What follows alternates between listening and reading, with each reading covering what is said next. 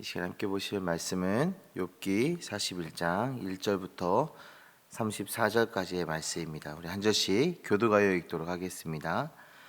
내가 낚시로 리워야단을 끌어낼 수 있겠느냐? 노끈으로 그 혀를 맬 수 있겠느냐? 너는 밧줄로 그 코를 꿰 수 있겠느냐? 갈고리로 그 아가미를 꿰 수 있겠느냐?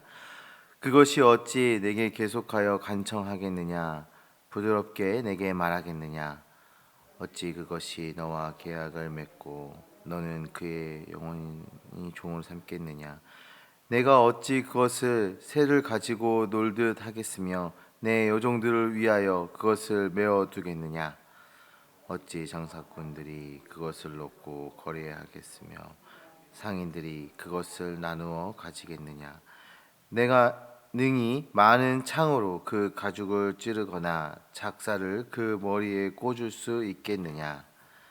내 손을 그것에게 얹어보라. 다시는 싸울 생각을 못하리라. 참으로 잡으려는 그의 희망은 헛된 것이니라. 그것의 모습을 보기만 해도 그는 기가 꺾이리라. 아무것도 그것을 격동시킬 만큼 담대하지 못하거든 누가 내게 감히 대항할 수 있겠느냐? 누가 먼저 내게 주고 나로 하여금 갚게 하겠느냐? 온 천하에 있는 것이 다 내 것이니라. 내가 그것의 지체와 그것의 큰 용맹과 늠름한 체구에 대하여 잠잠하지 아니하리라. 누가 그것의 겉가죽을 벗기겠으며 그것에게 겹재가를 물릴 수 있겠느냐? 누가 그것의 턱을 벌릴 수 있겠느냐? 그의 둥근 이틀은 심히 두렵구나. 그의 질비한 비늘은 그의 자랑이로다. 튼튼하게 봉인하듯이 닫혀 있구나. 그것들이 서로 달라붙어 있어 바람이 그 사이로 지나가지 못하는구나. 서로 이어져 붙었으니 능히 나눌 수 없구나.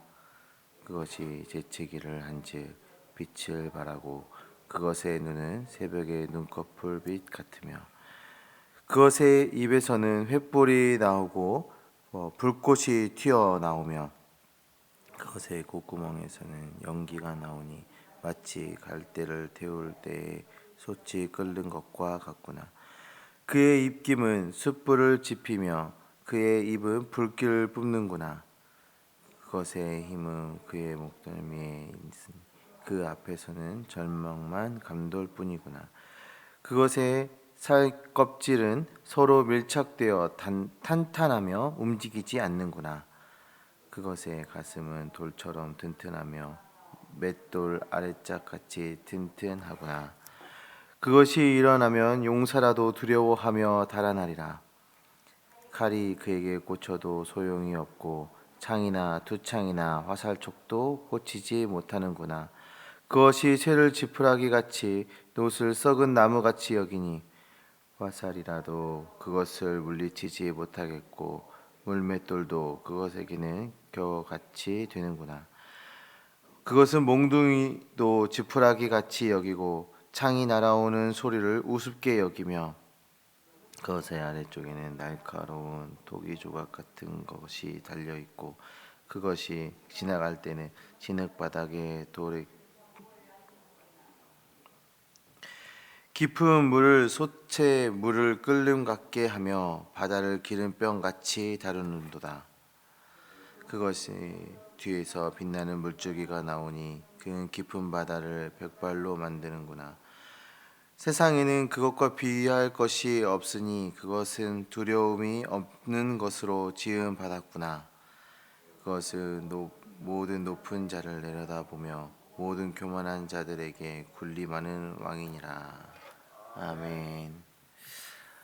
우리 하나님의 말씀이 계속해서 이어지고 있습니다. 그런데 하나님의 말씀은 누군가의 옳고 그름을 판결하기보다는 욥에게 욥에게 하나님의 관심이 있다라는 것을 하나님께서 말씀하고 계십니다. 욥과 또 그의 친구들의 대화에서는 누가 옳고 누가 그름에 대한 논쟁이었다면 지금 하나님의 말씀은 누구의 옳고 그름을 따지는 것이 아니라 하나님의 관심, 나의 관심은 욥 너에게 있다. 라고 지금 이야기하고 있는 것이죠. 하나님의 관심은 욥의 믿음에 있었습니다. 하나님께 하소연하기 전에 먼저 그럴 자격이 있는지, 하나님의 말씀에 대해서 순종할 수 있는지에 대한 그런 하나님의 말씀들이 이어지고 있었습니다. 어제는 베헤못에 대한 말씀이 나오고 오늘의 말씀에서는 리워야단에 대한 말씀이 나오고 있어요. 오늘 그 성경의 그 밑에 그 주석이 있잖아요. 거기에서는 악어로 볼 수 있음이라고 이 리워야단을 설명하고 있습니다. 사실 우리가 이 오늘 본문의 말씀을 34절이나 돼서 좀 나눠서 읽으려고 했는데 그냥 전체적으로 쭉 읽었거든요. 근데 우리가 이 전체적으로 쭉 읽은 이 말씀 안에서 이 리워야단의 모습을 이렇게 우리가 보게 되면 악어는 아니잖아요. 코에서 김이 나오고 불을 내뿜고 악어는 그렇진 않은데 왜 성경은 악어로 볼 수 있다라고 주석을 하고 있을까요?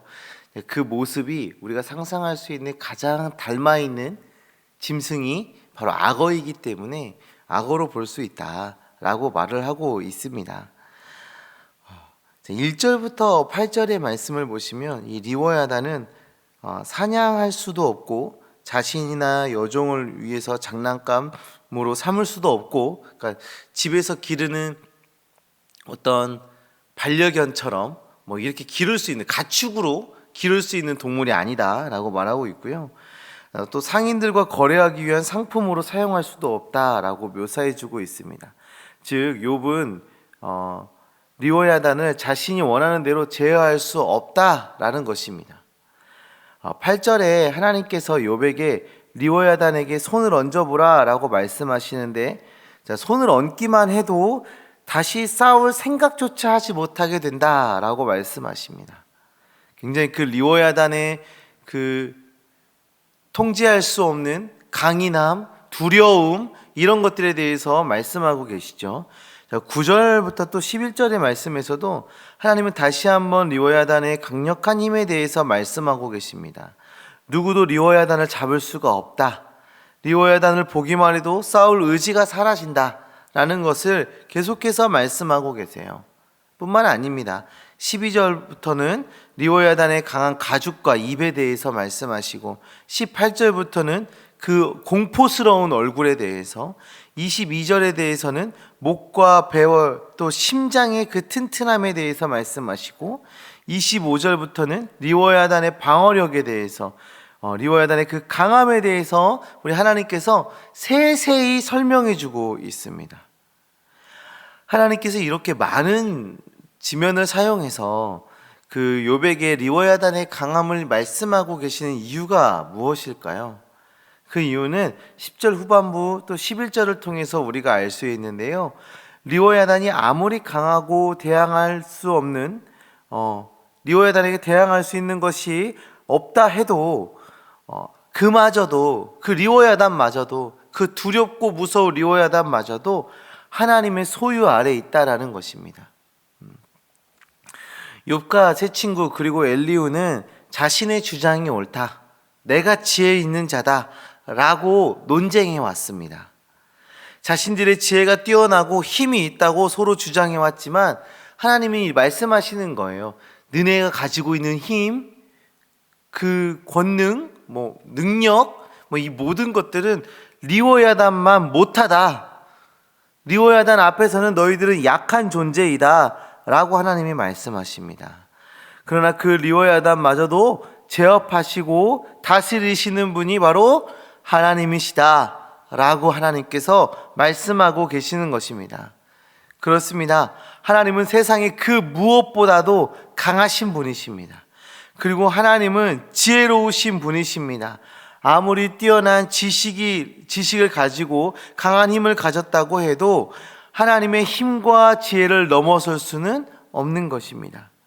하나님께서는 모든 것을 다스리시고 모든 것을 아시는 전지전능하신 분이신 것입니다.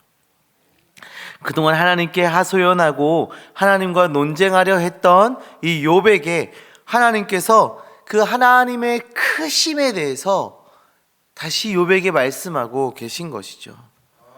우리 하나님은 크신 하나님이십니다. 권능의 하나님이십니다. 지혜의 하나님이십니다. 하나님과 인간은 무엇인가를 주고받고 거래할 수 있는 그런 존재가 아니에요. 하나님과 우리는 서로 논쟁할 수 있는 그런 존재가 아닙니다. 이전의 말씀에서도 우리가 보았던 것처럼 인간은 하나님의 큰 역사 속에 아주 작은 일부일 뿐이죠. 하나님 앞에 우리의 존재가 얼마나 작은지 느껴지시겠습니까?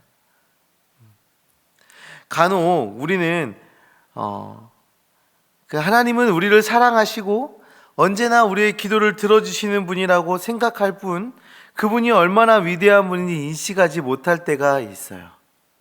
항상 우리를 대하실 때 사랑의 하나님으로 우리에게 다가와 주시기 때문에 우리를 사랑하셔서 스스로 낮은 자의 위치로 내려와 주셨고 우리에게 은혜를 베풀어 주셨지만 우리 하나님은 결코 낮은 자가 아니십니다. 결코 작은 자가 아니십니다. 우리 하나님은 크신 분이시고 우리가 가늠할 수 없을 정도의 능력을 가지신 그런 분이 바로 우리 하나님이신 것이죠. 우리는 오늘 말씀을 통해서 하나님을 경외해야 함을 다시 한번 결단했으면 좋겠습니다. 하나님의 그 사랑과 하나님을 사랑하고 하나님을 높여드림으로 하나님을 두려워하는 주님의 자녀들이 되셔야 합니다. 우리의 작음을 알고 하나님 앞에서 겸손히 나아가는 주님의 자녀들 되시기를 간절히 소망합니다. 우리를 사랑하셔서 기꺼이 낮은 위치로 내려와 주신 그 하나님을 사랑으로 섬기는 주님의 자녀들이 되시고 하나님께 감사의 고백으로 나아가는 주님의 자녀들 되시기를 간절히 소망합니다. 기도하겠습니다. 하나님 아버지 감사합니다. 주님, 우리를 사랑해 주셔서 기꺼이 낮은 자의 자리로 내려와 주시고 정말 우리를 사랑으로 섬겨 주시며 우리에게 큰 은혜를 베풀어 주심을 정말 감사합니다. 하나님, 우리가 그 크신 하나님을 더 높여드리고 하나님을 경외하며 정말 하나님 앞에 겸손히 나아가는 우리가 되어질 수 있도록 주님 역사하여 주시옵소서. 하나님, 나의 강함과 나의 지식과 나의 경험과 나의 가진 어떤 재능 이런 것들을 나타내고 드러내고 자랑하는 것이 아니라 정말 하나님 앞에 정말 겸손한 마음을 가지고 정말 우리의 작음을 깨달아 알고 정말 하나님을 높이며 살아가는 우리가 되어질 수 있도록 주여 역사하여 주시옵소서. 하나님, 혹시 우리의 삶 속에 정말 우리의 기도가 응답되지 않았다고 하여 정말 하나님을 원망하고 하나님께 하소연하며 나아갔던 우리의 모습이 있습니까? 주님 용서하여 주시옵소서. 하나님께서 우리에게 허락하신 것에 정말 하나님을 인정하고 하나님께 순종하며 나아가는 우리의 삶을 허락하여 주시고 더 그러한 삶으로 하나님을 기대하고 하나님께 소망을 두며 살아가는 우리가 되어질 수 있도록 주여 역사하여 주시옵소서. 하나님, 오늘 하루의 삶을 살아가는 동안에도 주님께서 큰 은혜로 함께 하심을 믿습니다. 오늘 하루의 삶을 통하여 그 크신 하나님이 우리의 삶을 통해 드러나게 하여 주시며 온전히 하나님의 영광을 드러내며 살아가는 우리가 될 수 있도록 주님 인도하여 주시옵소서. 함께 하심 믿습니다. 예수 그리스도의 이름으로 기도합니다. 아멘.